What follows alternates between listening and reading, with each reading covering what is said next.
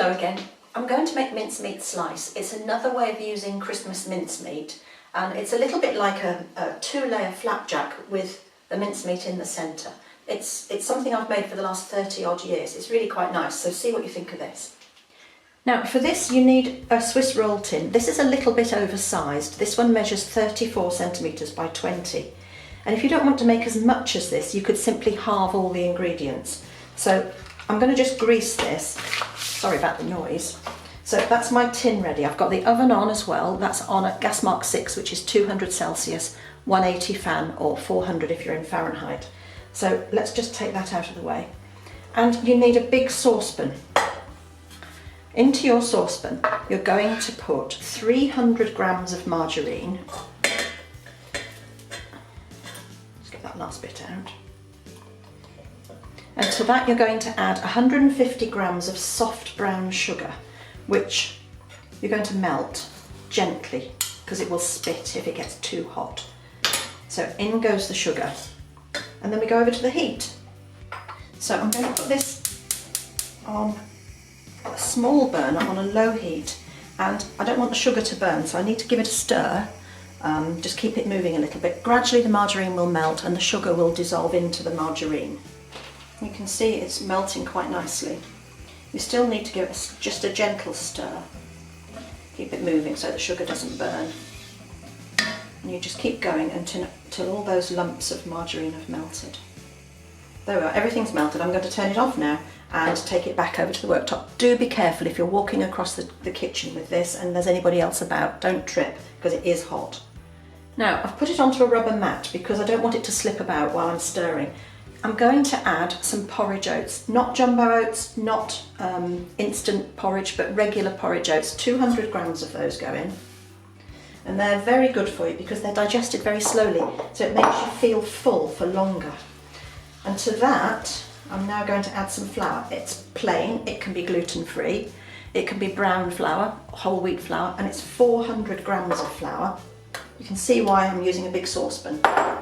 And we've got to get that stirred in so that everything is incorporated and coated in the margarine and sugar. It takes a few minutes and it becomes quite a dry mixture.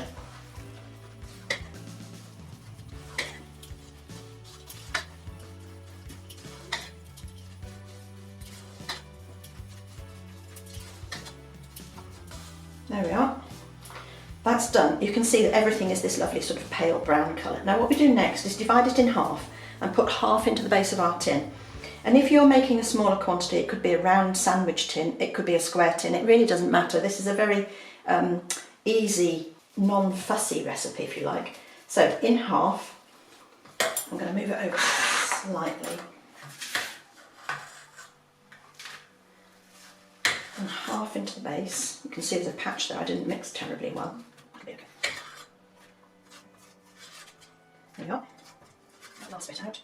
Now you need a metal spoon, because it shouldn't stick then, and we're going to just smooth this out into a thin layer in the base of the pan.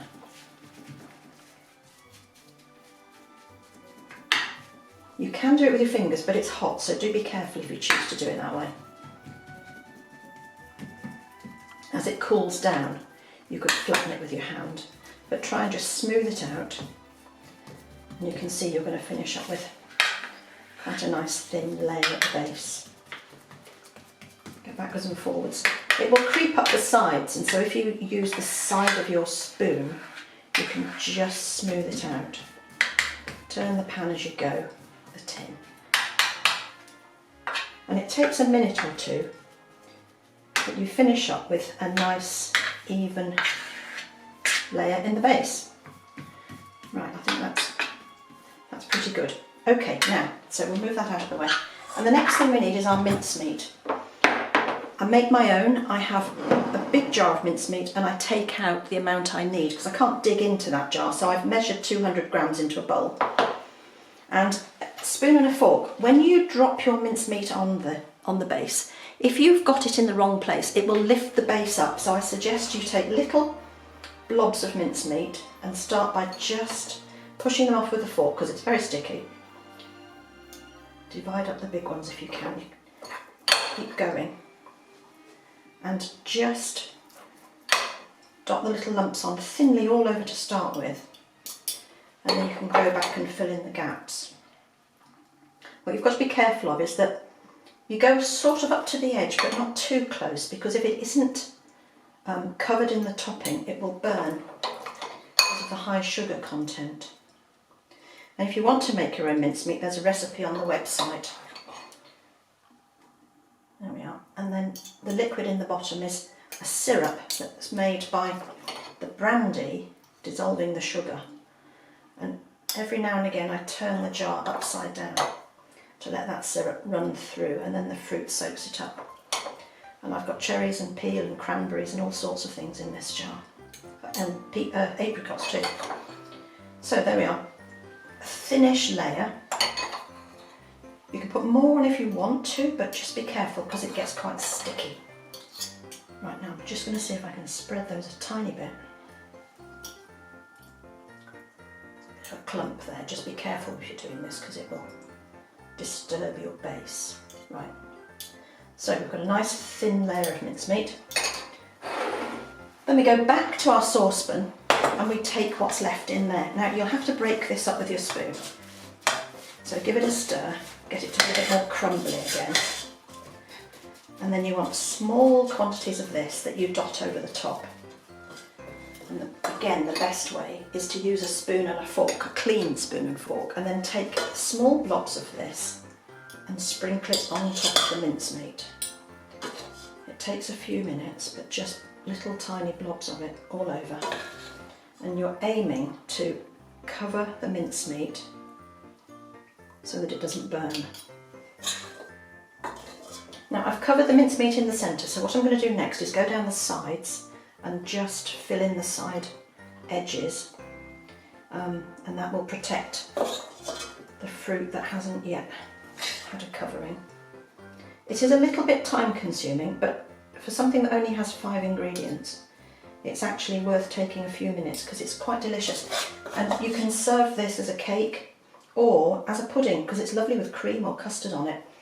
And you can just warm it up in the oven if you want to, or have it cold. So it's very versatile. It came from a daily newspaper over 30 years ago. And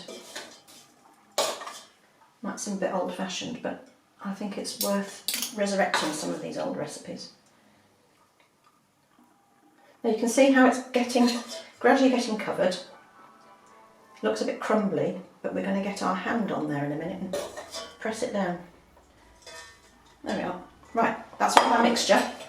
Now we take our hand and we flatten it. Okay, so it's a bit warm, it's not hot, but use the palm of your hand and just press down and fingertips so that you get a nice firm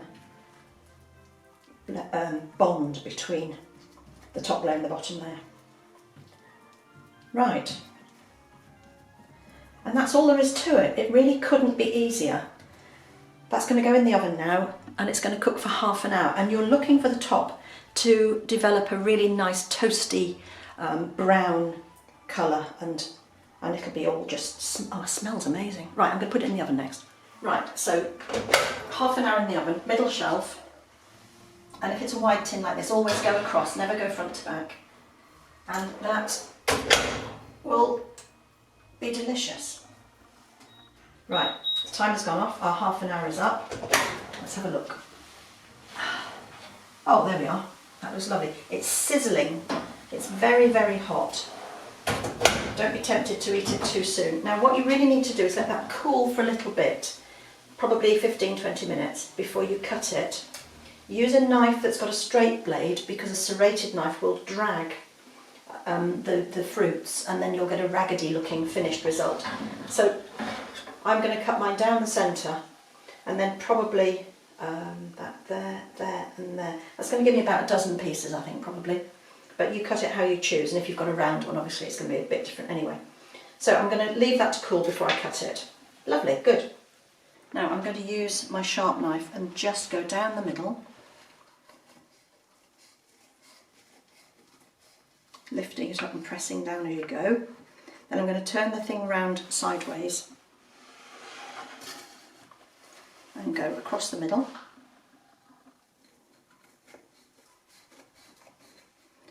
And then I think I'm going to cut twice more, so I'm going to go there. So when it's cooled down, use something like a palette knife or a blunt table knife and just go around the edge and scoop underneath it, and it will come out really nice. It holds together really well. So I hope you enjoy this one. Have a go, like, share, subscribe. It smells amazing. Bye for now.